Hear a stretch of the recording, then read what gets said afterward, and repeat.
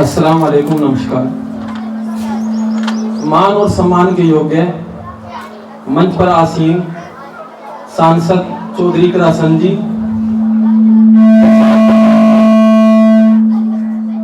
अब्बास प्रमुख साहब, विनोद साहब और जितने भी गांव के वासी और प्यारे बच्चे जो आज आए हैं, उन सबका मैं यहाँ स्वागत करता हूँ और आप सभी का हार्दिक अभिनंदन करता हूँ। अच्छा प्रोग्राम लाइब्रेरी के उद्घाटन के उपलक्ष्य में रखा है।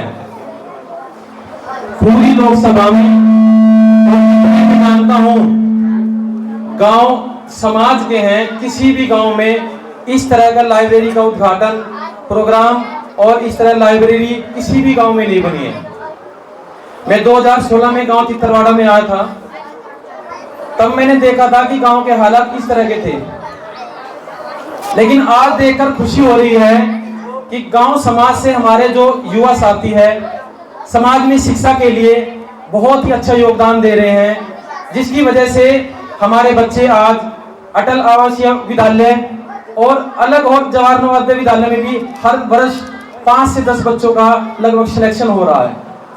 ये बहुत बड़ी बात है। किसी और गांव में इस तरह की शुरुआत नहीं हो पा रही है, इस तरह का रिजल्ट परिणाम नहीं मिल पा रहा है।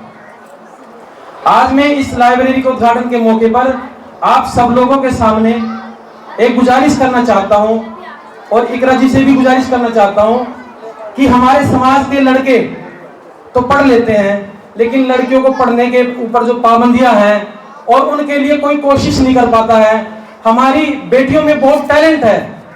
जिस तरह से आपने विदेश में शिक्षा प्राप्त की, आपके अब्बू जी ने वो सपना देखा कि मैंने अपने बच्चों को बाहर पढ़ाना है, वो एक काबिल बनकर आए और अपने समाज की सेवा कर सके।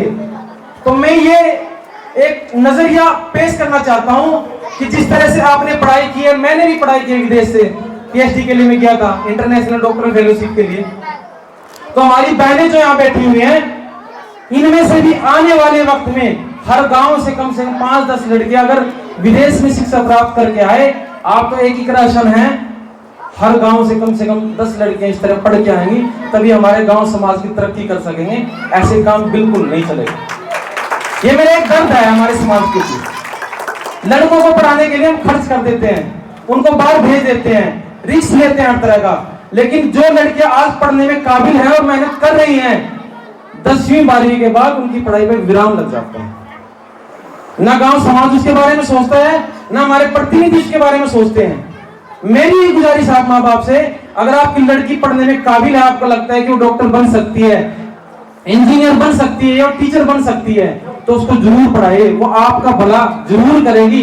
यकीनन वो दूसरे घर की बेटी होती है, बहू होती है, लेकिन वो आपके परिवार का आपका हमेशा ख्याल रखेगी और समाज के विकास में हमेशा योगदान करेगी। मैं अपनी वाणी को विराम देता हूं और यही मुबारकबाद देता हूं इस गांव के लिए कि जिस तरह से आपने पिछले 10 सालों में तरक्की की है, मैं इस गांव को आने वाले 10 सालों में बिरादरी का, समाज का, पूरी लोकसभा का सबसे अच्छा गांव देखना चाहता हूं। धन्यवाद।